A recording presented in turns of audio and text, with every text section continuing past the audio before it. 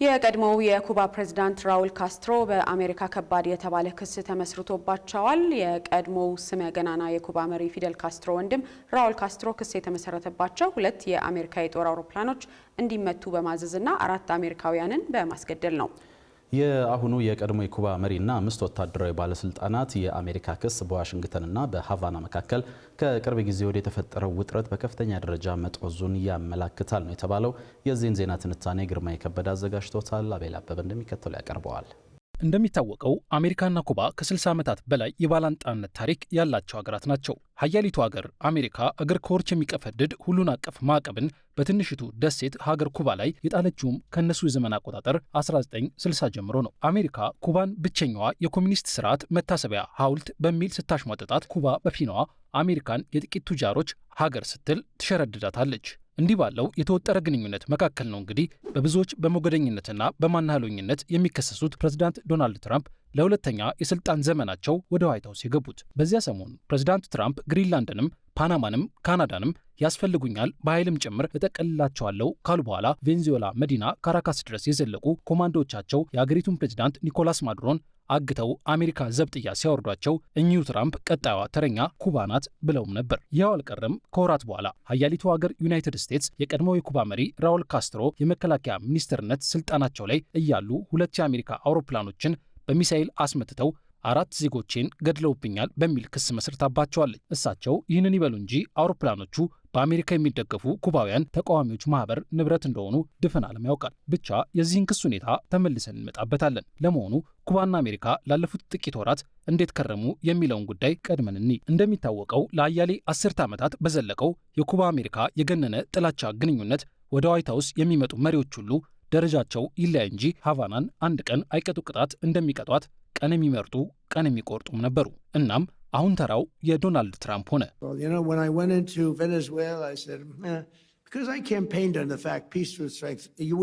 ቬንዙዌላ ላይ ለሰላም ነው መስራት ያለበት። የእኛን ታላቅ ጦር በቬንዙዌላ ማሰማራት ባይገባንም አንዳንዴ ማድረግ አለብህ። ቀጣዩ ተረኛ ደግሞ ይታወቃል። ኩባ ቀጣዩዋ ተረኛ ናት።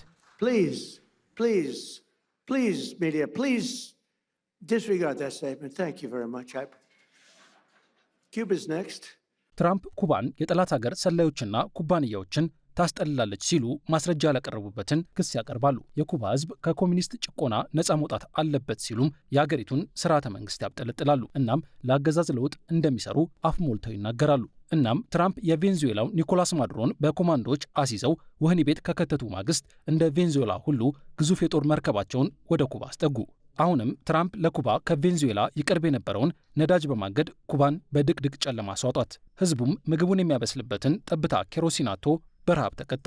እናም በዚህ ሁሉ ሂደት በርካታ ታዛቢዎች እንደሚሉት ትንሽቱ የደሴት ሀገር እውን ለአሜሪካ ስጋት ሆና ሳይሆን የትራምፕ ህልምና ፍላጎት ኮሚኒስት የሚሉትን የሃቫና አገዛዝ ማስወገድ ነው። በዚህ በኩል የነዳጅ ዕቀባ የጣሉት ትራምፕ በሌላ በኩል ለኩባውያን በግብረ ሰናይ የምግብ እርዳታ እናቀርባለን በማለት የኩባን መንግስት ሰንገው በያዙበት ወቅት በዚሁ ሰሞን ዛሬ ደግሞ አሜሪካ በቀድሞ የ94 ዓመቱ አዛውንትና የቀድሞ የኩባ መሪ ራውል ካስትሮ ላይ አውሮፕላኖችን በመምታትና ዜጎችን በመግደል በሚል ከከፋ የሞት ቅጣት ከዚህ መለስ ካለ ደግሞ በዕድሜ ልክ የሚያሳስር ክስ መስርታባቸዋለች። አሁን የኩባው የቀድሞ መሪ ላይ ክስ የተመሰረተው ሃቫና የዛሬ 30 ዓመት የሰጠውትን የተመለሱ ማስጠንቀቂያ አላከበሩም ያለቻቸውንና በሚሳኤል ያጋየቻቸውን 2 አውሮፕላኖች መመታት ለማሰብ ከተዘጋጀ ስነ ስርዓት በኋላ ነው። ትራምፕ ትላንት ባወጡት መግለጫ አሜሪካ እንዲህ ያለውን ወሮ በላ መንግስት አትታገስም ያሉ ሲሆን ትውልደ ኩባዊ የውጭ ጉዳይ ሚኒስትራቸው ማርኮ ሩቢዮ በፊናቸው ሀገሬ አሜሪካና ፕሬዚዳንቷ ዶናልድ ትራምፕ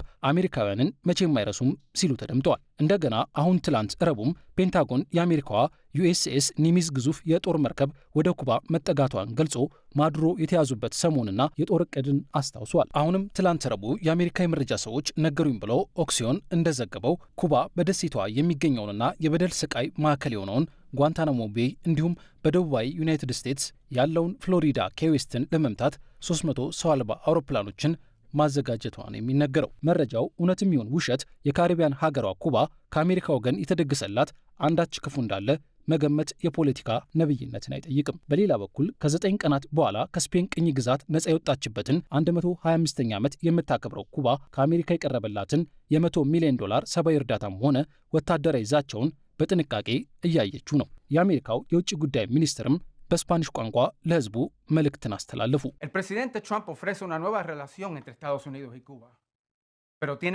ፕሬዚዳንት ትራምፕ በአሜሪካና በኩባውያን መካከል አዲስ ግንኙነት እንዲፈጠር ይፈልጋሉ። ልብ በሉ፣ ከአምባገነኑ መንግስት ጋር አይደለም ግንኙነቱ።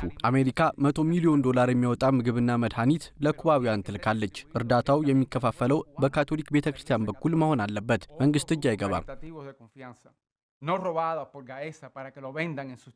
ትውልደ ኩባዊው የአሜሪካ ውጭ ጉዳይ ሚኒስትር ሩቢዮ ስለ እርዳታው እንዲህ መናገራቸውን ተከትሎ የኩባው አቻቸው ብሩኖ ሮድሪጌዝ ሩቢዮን በደቡብ ፍሎሪዳ የመሸጉ የአሜሪካ ጥገኛ ኩባውያን አፈቀላጤ ሲሉ ወርፏቸዋል። በተለይ ደግሞ የቀድሞውን መሪ ራውል ካስትሮን የአሜሪካ ክስ አስቂኝ ሲሉ ውድቅ ያደረጉት የአሁኑ የኩባ ፕሬዚዳንት ማጉዌል ዲያዝ ካናል አሜሪካ አንዳች ቀይ መስመር ካለፈች ደም ይንዠቀዠቃል፣ የማትገምተው ቅጣትም ይደርስባታል ሲሉ አስጠንቅቀዋል።